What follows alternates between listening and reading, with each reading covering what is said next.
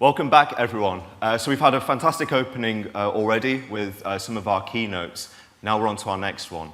Our next speaker is Patrick Grant.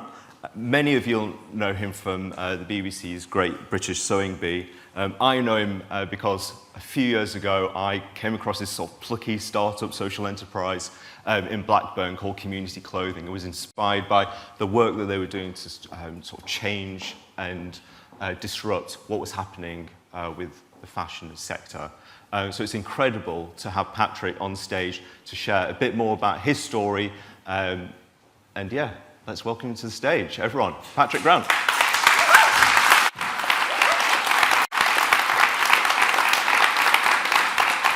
Thank you. Can everybody hear me? Well, it is quite loud, isn't it? Sorry, so I've got a very booming voice. Probably more so because a wasp stung me on the chin and I've got a chin like a chipmunk. But you'll just have to deal with that.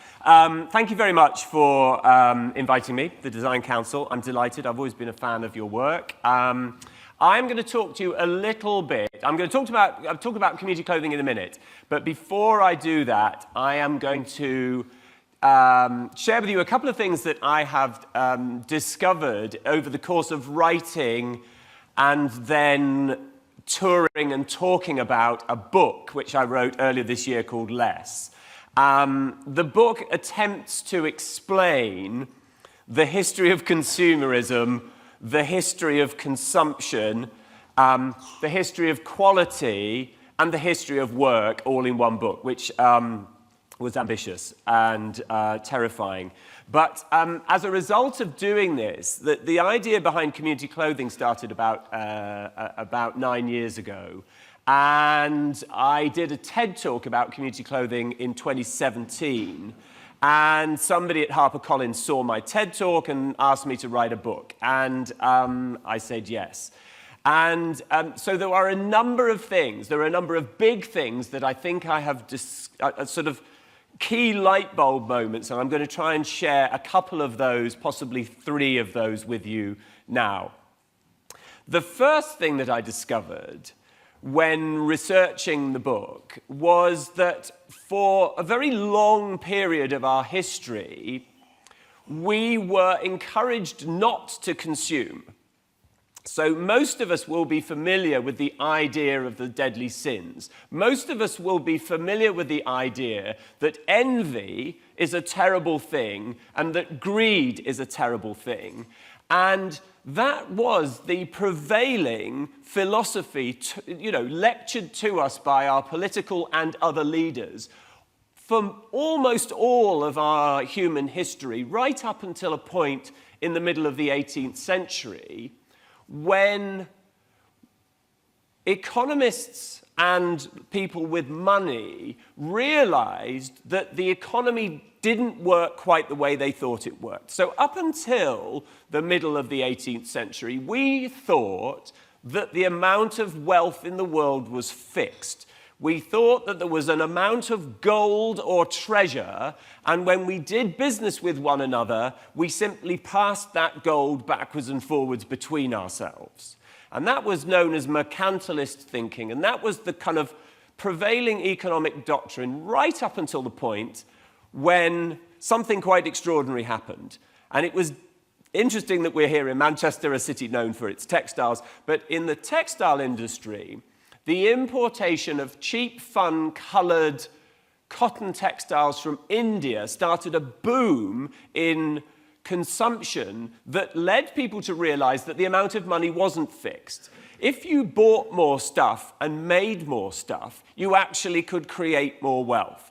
And this was a kind of watershed moment, because all of a sudden, all of those people that had spent the entire history of man saying, don't be greedy, don't be envious, all of a sudden, the switch was flipped. And we were encouraged as good members of society to start buying things. And obviously, at that point in time, in the 1750s odd, it wasn't such a big deal, because the things that we were buying were made out of natural materials. They were made by craftspeople who produced them to an amazing standard. They were objects that had enduring value. And when we were when we were tired with something, we would pass it on and somebody else would want it and people would fix it and all of this great stuff. And of course, it was still relatively expensive to be a consumer, so the levels of consumption were quite small. But nevertheless, it started us on the path that we are perhaps at some end of, but maybe we're not. But it started us on an acceleration of the level of consumption that has only increased and increased and increased and increased over time. So that was a watershed moment in the history of our life. The second thing that I realized, and this one I think is probably more relevant specifically to the Design Council, was that, again, for the entire history of man's evolution, we had strived as individuals to make the very best things that we could. We made things in a way to very specifically minimize consumption. So every single thing that we made, we tried to produce it in a way that meant that people could keep using it forever and ever and ever. In the beginning, literally our lives depended upon it. You know, if we made terrible spears, we couldn't kill animals. If we made terrible pokey things, we couldn't, squirrel grubs out of rotten trees. You know, if we didn't make good mortars and pestles, we couldn't smash the grain, which meant that we could eat it. So we had to make good things because our lives depended upon it. And then as we carried forward, though this didn't change, because I almost feel like it is hardwired in human beings to want to make things well. I mean, most of us, given a physical challenge, will want to try and do the best job we can. Yeah, I think it's hard. I recently started spoon carving, which is an occupation or a hobby I can recommend to anybody. You can go to the excellent Spoon Fest, which takes place in Edale in the Peak District, just north of here. But, there is something innately human about trying to make things well. It makes us feel good to produce something of quality, and it makes others enjoy the object when they know that it has been created with care and they know that it's been well made. Science and engineering allowed us to make things better and better and better. Design and engineering went hand in hand to create objects that served their purpose better, that did the job better, that did the job well for longer. I did a degree 30-odd years ago in material science and engineering. My background was in trying to design and make things that lasted as long as they possibly could. And it was something that was innate in me anyway. As a kid, I'd always been making stuff and was always obsessed with trying to produce things well. That was the way things worked. We wanted to make things that lasted a very long time, right up until about 100 years ago. About 100 years ago, there was a very significant change in the way that businesses saw the making of things. Up until this point in time, most businesses had sold you the things they made directly. So we bought things from the people who made them. So way, way back in time, I would have bought, the chair that I sat on in my home or the stool that I sat on in my home. The other thing was we didn't have very much stuff. But, we'd have had a stool, a bowl, a spoon. We might have had a window in our house. It was possible.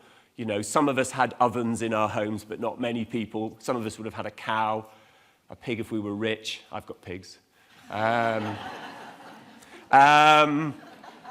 But all of those things and the food that we ate would have been bought from the person who made it. And that relationship was important because if I made a shit stool, you wouldn't buy it from me again. Or if I did make a bad stool, you would come knocking on my door and say, this stool you made me, the leg's fallen off, it's a piece of crap, and I'd either fix it, or I'd make another one, or I'd move on to doing something else in life. But there was a very, very direct relationship between the consumer and the maker. And that was really important because it ensured that objects were made well and that there was value. And the other really important thing about that relationship was that all of the money you spent went into the making of the thing. You were paying the craftsperson and you were paying for the materials. And you were paying for nothing else. You know, back in time, people would have come to your door with things, or you would have gone to the market. Maybe a little bit of the money you spent would have gone to pay for the market rent. But there was very little in the way of intermediaries. There were pretty much two people in this relationship, maker and consumer, we'll call them, or customer. That was a great way of doing business because the money went where it should go, in my opinion, which is to the people who produce the material and the people who produce the object. That is fair and that is right. Early 20th century, we see the creation of what are called corporations, and this is a big change in the way business operates. All of a sudden, businesses are created whose sole ambition is to create money from money. And these businesses start to buy other businesses and consolidate businesses, and they start to create, this is the time, I mean, advertising has been around a little longer. The idea of creating fashion arrived in the 18th century with people like Wedgwood and Sheraton. The idea of fashion in clothes arrived in the kind of late 19th century, where clothing was deliberately created in seasons to encourage us to buy more. But all of that was small beer compared to what happened in the early 20th century, where the idea that making something to last as long as possible got thrown in the bin. So all of a sudden, those people running those large industrial corporations realized that making something brilliantly well was reducing the amount that we would sell. Reducing the amount that we would buy and would reduce the amount that they would sell. So you start to hear people talk about the creation of built-in obsolescence, the idea that an object should have a shelf life. So out the window goes making things to minimize consumption, and all of a sudden we change to a world where we design and make things to maximize consumption. And that, again, is an extraordinary watershed moment. And again, in the beginning, it wasn't so pernicious, but as time has gone on, as materials have changed, as the science of production, the engineering of production has changed, it has led to this extraordinary acceleration in the consumption of stuff. We can make things that last a very, very long time, but most businesses that sell you things today make things that they really don't care about the length of their life, and that is a terrible thing for the planet and for us as consumers. And we have sort of just blithely accepted it. I work in the clothing industry. The clothing industry has been through extraordinary change in the last 100 years. But what is very interesting about the clothing industry today is most people who sell you clothes do not give a stuff about the quality. Nobody talks about quality in the clothing industry anymore. 50 years ago, most people who were selling you clothes would describe their function and their quality in their advertising. You know, you look at the adverts, I'm not picking on these guys in particular, but you look at an advert for Burberry. Burberry made coats, and they made absolutely brilliant coats because they designed and developed those coats year after year after year. Teams of people would spend all of their life trying to make the best coat they could. And they would sell those coats for decades and decades. You can see adverts of the Burberry coat, and it doesn't change year after year after year after year. They might make it slightly better. There's a brilliant story that I learned at business school when I did my postgrad. And it is the story of the difference between Volkswagen and the American car industry. Now, some of you may know this story already. It's quite a famous story. But when the team at Volkswagen were designing and developing the Beetle, their philosophy was always to try and make the best Beetle they could, and every new generation of Beetle would be better than the one before. It would have better fuel economy, it would have better brakes, better seat belts, better windscreen wipers, but the philosophy was, do not change this car cosmetically in such a way that anybody who has the previous model feels like they need to buy another one. You should feel proud to drive your Volkswagen Beetle for the whole of time, because we made it as well as we possibly could at that time. Now, this one is slightly better, but don't rush out and buy another. Contrast that with the philosophy of the American car industry, which was, every new model should be cosmetically so radically different that anyone driving an old one will feel like a fool. And that is a fundamental change. That is the difference between good business, or good business that's good for the planet, and business that's good for the money. And I think we are all now very much aware, certainly the people in this room, I suspect, are very aware, that businesses that only exist to make money are not the businesses that are good for the planet. In my industry, we have now got to a point where almost all of the businesses that are in our sector, all of fast fashion, and fast fashion is sort of now most of the clothing industry, but these businesses only exist if we continue to buy more stuff. They cannot exist if we buy what we need. They can only exist if we buy what they have taught us to want. And this difference between want and need, again, is something we have to come to terms with as a society, because if we want to live in a world where we haven't screwed everything and killed all the wildlife and knackered the planet, we have to accept that we have to consume in a totally different way.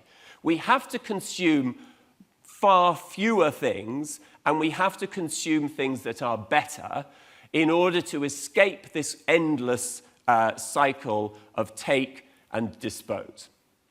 One of the things that prompted me to write the book, and I have had this conversation in a number of talks this year, so excuse me if you've heard me having a rant about oven trays before, but I moved into a corporate flat just down the road. I don't know which way I'm oriented here, because we can't see the sun, obviously, this is Manchester. In Leeds, which is in one day. That way, thank you, Martin. I moved into a corporate flat to film Sewing Bee in Leeds for the first time. And my house is filled with things that are good. Well, it's not filled, because actually I don't have that many things. But all of the things in my house are good things. Most of the things that I own and use on a daily basis, I have had for a very long time, or I have bought them secondhand, and they're already quite old. So all of the things that I have in my possessions, all of my possessions are good things. The cutlery I eat with was mostly made in Sheffield, and I would be surprised if some of it was not at least 100 years old. It is comfortable to hold. I can drink soup with it. I can do all of these things. It works fantastically well. The chairs I sit on, some of them are very old. The table that I eat from in my kitchen is 330 years old, which is about the same age as my house. But the sofas, the furniture, I have wooden furniture, I have sofas that have springs and horsehair and stuff and covers that are made from wool. And everything that I have pans that are made from steel, and they're heavy. And almost the pans I bought when I got my first flat, which was in Liverpool, and that was 30-odd years ago. So my pans are 30 years old, and they are exactly the same today as they were 30 years ago.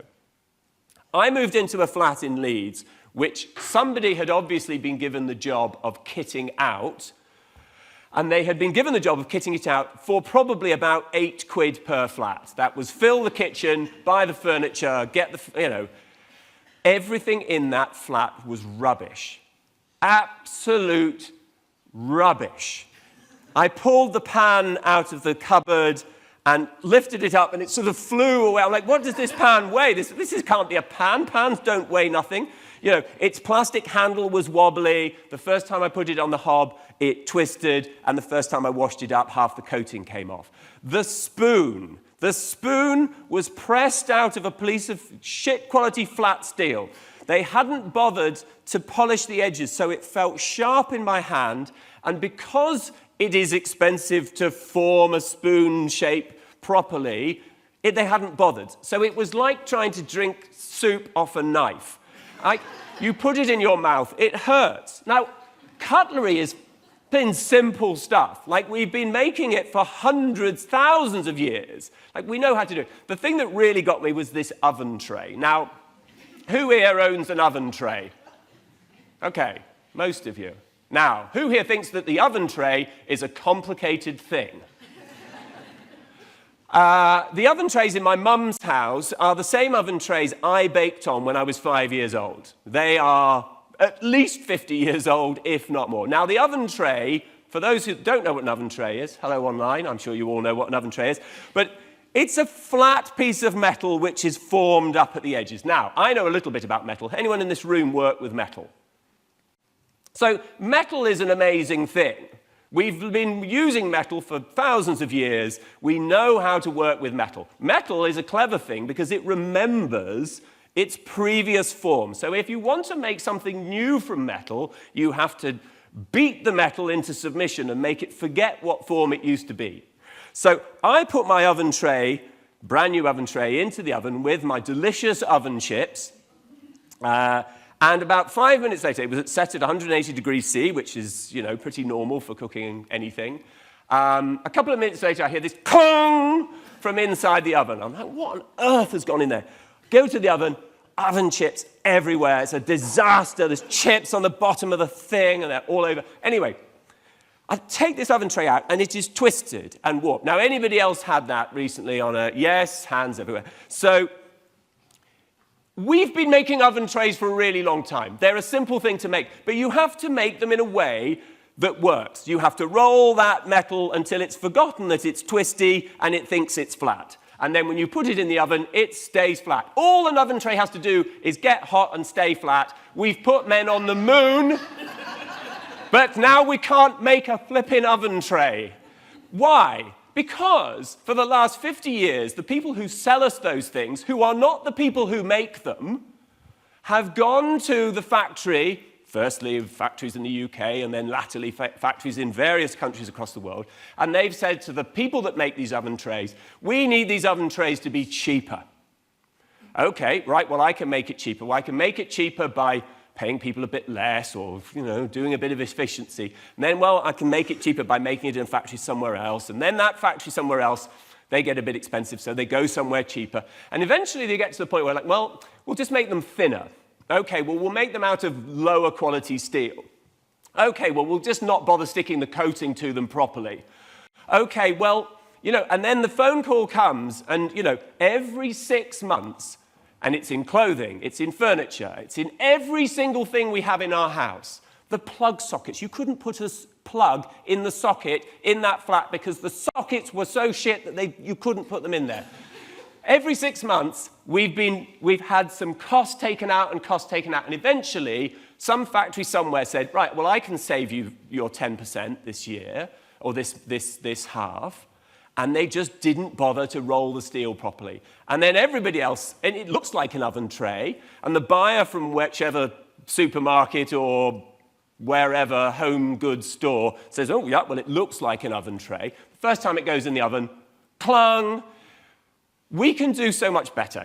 Every single thing that we make today is made to be the cheapest it possibly can, and that is a terrible idea. In my book, I did a quick calculation about how much money you would spend and how much waste you would create buying a good pan that lasts forever, like the one that I bought. They're now about 170 quid, these pans. Professional chefs use them. I mean, if people in professional kitchens are using this stuff, you can probably imagine that it's good. Like Dualit toasters. There's nothing to go wrong. They last forever. They're still made in the UK, rather unusually, happily. But anyway, so I went on the Tesco website, and I'm not picking on them in particular, but that's where these pans had come from, and I read the reviews of this stuff. So I'm like, am I the only person who notices how bad this stuff is? Anyway, there were various reviews. There were some 2-star reviews that said this pan is absolute rubbish. Well, surely 2 stars is 2 stars too many for something that doesn't do its job. The first time I used it, the coating came off. The first time I used it, it wore. But somebody had given them 4-star reviews. Said, this pan is so great, I've bought 6 of them. So I went back and I looked at how long this pan had been on sale. 3 years. So this person was replacing their pans every 6 months. And they thought that was a good thing. Why? Because nobody has taught them that stuff should last a really long time. We have forgotten that that is the right way to do things. So I did this calculation. I can't remember the numbers. It's in my book, which you should read if you haven't already. Who has read it? Somebody's read it. Oh, a few people. But it's there, fag packet calculation. This pile of pans that you can do nothing with, you can't recycle them, you can't do anything with it, or this one pan. You know, this obviously costs you a load more, and we're putting millions of tons of broken kitchen stuff into landfill every year. That is a terrible idea. That is a good idea. I started a business a few years ago called Community Clothing. The idea was really simple. Can we make really good things, really good clothes, and can we do it in a way where the money goes to the people that are doing the stuff? And that was the whole point. I work now with 48 factories around the UK, and in our model, 95% of the money you spend with us stays in the UK economy. That is a good thing, because so many of the ways we buy things now, all of the money is going somewhere else. You know, again, we have to think very carefully when we are creating our businesses and when we are making our own individual purchasing decisions or when we're making corporate purchasing decisions, and certainly governmental purchasing decisions, where do we want this money to go? I do a comparison in the book between the way the economy looked when I was born, distributed manufacturing, shops all over, lots of value spread everywhere. So, you know, you spend £1 then, the money spreads all over the country. You spend £1 now, you are quite likely to spend it with Amazon, none of the value of that purchase stays here. And in time, you know, there are 70,000 odd Amazon employees. In time, they will all disappear because Amazon will place them all with robots. And the money you spend on Amazon will just disappear off. You know, you get the VAT and that's about it. So I wanted to build a business that, A, made good clothes that were affordable, because today there are good clothes, but they're mostly expensive. And I wanted to do it in a way that created and preserved jobs in lots of factories that were important to the communities in which those factories were based. We have factories now in about 38 towns. We work with 48 factories in the UK. We make everything from trainers to socks to trousers to pants to sweatshirts to T-shirts. I am head to toe in stuff that is made in Britain. We make stuff out of materials we understand the provenance of and we understand the performance of. So, you know, these trainers may not feel as sexy as the one-use Adidas trainer that is made out of ultralight air, but these trainers have been made in exactly the same way by the factory in Bolton since the 80s. So we know it may not be the latest technology, but people ran really fast in these trainers for many, many years. British Olympians ran, not in these ones, these are mine, but British Olympians ran in this stuff and they won medals. Like, we don't need a shoe that is lighter than air and made out of plastic that goes in the bin when it falls apart. I mean, I bought shoes from one of those. I didn't buy them, I was gifted them. But they wore out. All of the top, the material on the top wore out, and then the lace holes fell out because they were made of such terrible stuff. Make things out of materials you can be certain are going to last a very long time. Value in every single product is important. Value in its creation. Are the people who made it paid well? Do they enjoy their work? That is important, because we need jobs that we like to do. We need to be paid reasonably for doing them. We don't all need to be rich. We can live quite well if we had a job. The interesting thing, one of the interesting things about the book, and I put it in the book, and I've since done lots of things where it's been, we've laughed about this. We now pay, in fact, the hotel I'm staying at, there's a poster in the lift, and it says, come to our basket weaving workshop, and I think there's a pottery workshop. You know, you can go and learn how to make furniture. You can upholster. We, people middle class and people with money, now pay to do things at the weekends which used to be people's jobs. Why don't we just do those jobs? And why don't we, by doing those jobs, create a fairer and better society? That seems like a decent... I'm just getting a thumbs up. The thumbs up means we're out of time. But we have a couple of minutes for questions. We've got 3.5 minutes for questions. I've got too many questions for you. Right, okay, all right. Should we take a seat? Yeah. Can we have a round of applause for Patrick? Thanks.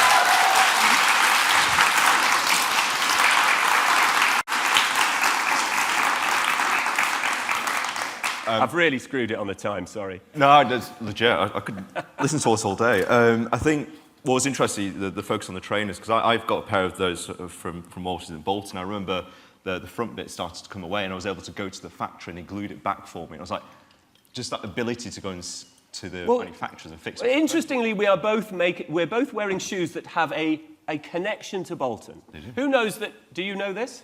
I do. You know the story of Reebok? A bit, yeah. Yeah, okay. So the trainer was invented in Bolton. Who knew? 2%, here's another good fact about trainers. 2% of the world's carbon footprint are from trainers. Now, is that mad? Or is that mad? 2% of the world's carbon footprint is trainers. Because we change them all the time, because they now last about 5 minutes. And, I mean, even to the point where Adidas created a shoe that is a single-use shoe. That seems tone deaf to me. Sorry. No. Anyway, Reebok. What were they called? Foster and Son, who invented the trainer, became Reebok. That's incredible. There we are. Someone needs to tell that story. Well, we do on our website, but awesome. there we are. Check it out. So, loads of questions. We've got 2 minutes. I've got one question from Emma, who's watching online. She's read your book. She's based in Sweden. Thanks, Emma. Hey, Emma. So her question is, she's training to become a craft tutor, to tutor children to help preserve traditional crafts in Sweden, and will have my own business hosting classes and selling crafts. Great. What would be your advice for someone trying to create a business that does good, because it feels really tough in this climate today? Well, I think the first thing to say is everything feels tough in this climate. So, I think those people who are doing businesses that do good are feeling like it's tough. But it is tough for everyone. It's tough for the bad businesses as well. So don't feel like you are unduly under pressure. You are on the right side of history. You are doing the thing that has a future. Because really, I mean, we have to, I hate to say it, but, the way to fix the problem, we don't need fashion. Like, the way to solve the fashion industry is just to say no more. Like, if they all disappeared tomorrow, we'd all be fine, and we'd save 10% of the world's carbon emissions. But I think craft is important. Teaching craft to kids is fundamentally important, because if we don't know how to make things, if we don't understand quality ourselves, we cannot make good choices when we buy things. So if you grow up, so Joe Lycett, who's a lovely man and very smart, said to me during the filming of the second series of Soamby that he worked on, he said to me, "What is polyester?"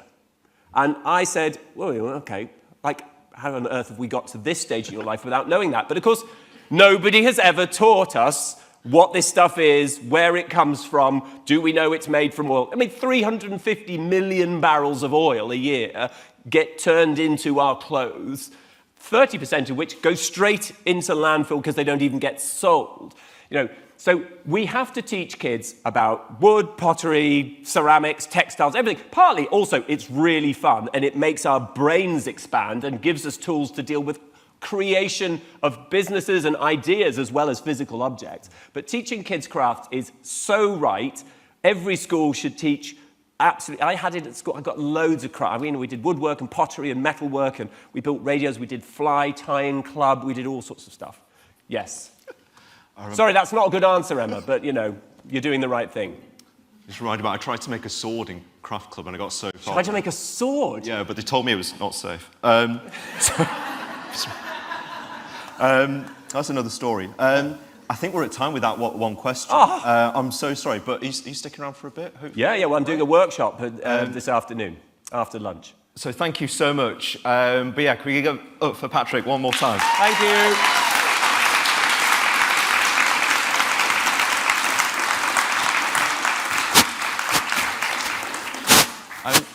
So just for our online audiences, we're going to close out for a few moments to reset the stage, etc. But stick with us for our next talk coming soon.